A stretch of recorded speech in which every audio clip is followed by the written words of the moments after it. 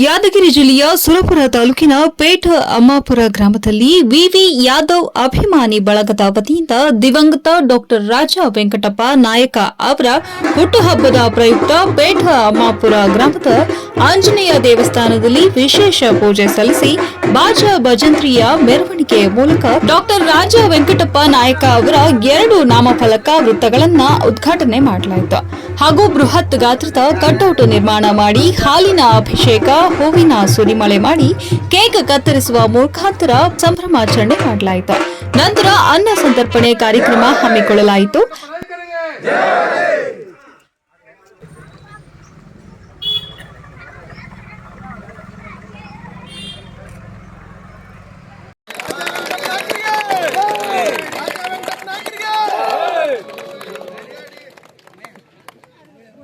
ವಿಧಾನಸಭಾ ಕ್ಷೇತ್ರದ ಶಾಸಕರಾಗಿರುವ ದಿವಂಗತ ಸನ್ಮಾನ್ಯ ಶ್ರೀ ರಾಜ ವೆಂಕಟಪ್ಪ ನಾಯಕ ಅವರ ಜನ್ಮದಿನದ ಗೌರವಪೂರ್ವಕ ನಮನಗಳು ಸಲ್ಲಿಸುತ್ತಾ ಕಲ್ಯಾಣ ಕರ್ನಾಟಕ ಭಾಗದ ಹಿರಿಯ ರಾಜಕಾರಣಿಗಳು ಕೆಪಿಸಿಸಿ ರಾಜ್ಯ ಪ್ರಧಾನ ಕಾರ್ಯದರ್ಶಿಗಳು ವಿಠಲ್ ವಿ ಯಾದವ್ ಅವರು ಮಾತನಾಡಿದರು.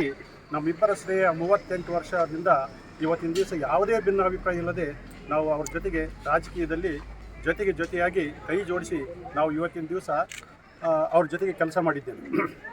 ಅದಲ್ಲದೆ ಯಾವತ್ತೂ ನಮ್ಮ ಗ್ರಾಮದ ಜನ ಅವರು ಭಾಳ ಅವರಂದರೆ ಪ್ರೀತಿ ವಿಶ್ವಾಸ ನಮ್ಮ ಜನರಿಗೆ, ನಮ್ಮ ಗ್ರಾಮದ ಜನರಿಗೆ. ಯಾಕಂದರೆ ಅವನ ಈ ರಾಜಕೀಯ ಜೀವನ ಅಂದರೆ ಇಲ್ಲಿಂದ ಪ್ರಾರಂಭವಾಗಿರೋದ್ರಿಂದ ಅವರ ರಾಜಕೀಯ ತವರೂರು ಅಂದರೆ ಪೇಠ ಅಮ್ಮಾಪುರ ಅಂತೇಳಿ ಅವರು 38 ವರ್ಷ ಸತತವಾಗಿ ಹೇಳಿಕೊಂತಲೇ ಬರ್ತಿದ್ರು. ಕಾರಣ ಅವರು ಇವತ್ತಿನ ದಿವಸ ನಮ್ಮೆಲ್ಲರಿಗೆ ಮತ್ತು ಮಲ್ಲಿಕಾರ್ಜುನ್ ರೆಡ್ಡಿ ಮಾತನಾಡಿದರು. ಅಭಿವೃದ್ಧಿ ವಿಚಾರದಲ್ಲಿ ಬಂದಿದೆ. ಅದಾನಂತರ ರಾಜ ವೆಂಕಟಪ್ಪ ನಾಯಕನವರು ಈಗ ರಾಜ ವೇಣುಗೋಪಾಲ್ ನಾಯಕ್ ಅವರು ಸುರಪುರ ತಾಲೂಕಿನ ಶಾಸಕರಾಗಿ ಅವರ ತಂದೆಯ ಮಾರ್ಗದಲ್ಲಿ ಮತ್ತೆ ಹಿರಿಯರ ಈ ಸಂದರ್ಭದಲ್ಲಿ ಹನುಮಗೌಡ ಪೊಲೀಸ್ ಪಾಟೀಲ್, ಶರಣಪ್ಪ ಸಾಹುಕಾರ್, ಚಂದಪ್ಪ ಯಾದವ್, ಮಹೇಶ್ ವಿ ಯಾದವ್, ನದೀಂ ಸಾಬ್ ಇನಾಮದಾರ್, ಕುಮಾರಸ್ವಾಮಿ ಗುಡ್ಡಡಗಿ, ಉಸ್ಮಾನ್ ಪಾಷಾ ಚೌಧರಿ, ಭೀಮಣ್ಣ ಪ್ಯಾಟಿ, ಸಲೀಂ ಸಾಬ್ ಗಿರಣಿ ಹಾಗೂ ವಿವಿ ಯಾದವ್ ಬಾಯ್ಸ್ ಮತ್ತು ಊರಿನ ಹಿರಿಯ ಯುವಕರು ಹಾಗೂ ಕಾಂಗ್ರೆಸ್ ಪಕ್ಷದ ಕಾರ್ಯಕರ್ತರು, ಸುತ್ತಮುತ್ತಲಿನ ಗ್ರಾಮಸ್ಥರು ಭಾಗವಹಿಸಿ ಈ ಕಾರ್ಯಕ್ರಮವನ್ನು ಯಶಸ್ವಿಗೊಳಿಸಿದ್ರು. ವರದಿ ಉಸ್ಮಾನ್ ಚಿತ್ತಾಪುರ, ಹಂಸ ಟಿವಿ. ಬಹಳ ಯುವಕರು ಒಂದು ದೊಡ್ಡ ಬಡೆನ ಕಟ್ಟಿರ್ತಾರೆ.